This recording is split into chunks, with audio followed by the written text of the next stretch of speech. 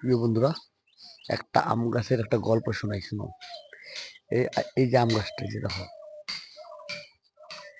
আম গাছটার প্রবলেম হলো এইখান থেকে গাছটা খালি ভিতরে পোকা লেগে খালি মরে যাচ্ছে।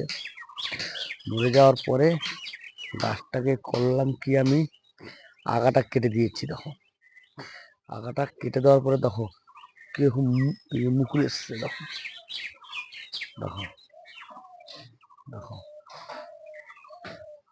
মুকুলগুলো দেখো, দেখো মুকুলটা কিরম এসছে খালি দেখো। গাছটা কিন্তু ছোট, মাত্র গাছটার বয়স আমার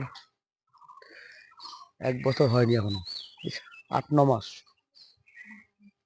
8-9 মাস গাছটার বয়স। দেখো কিরম মুকুল এসছে,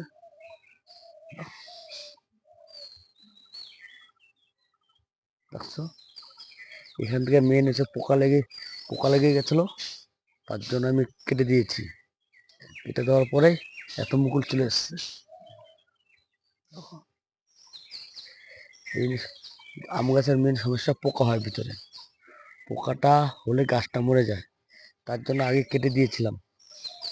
কেটে দেওয়ার পরে এই কন্ডিশন চলে এসছে আমার। কত সুন্দর মুকুল এসে সব চলে এসছে। এবার একটু স্প্রে করে দেবো। কি স্প্রেটা করবো সেটাও দেখাবো আমি।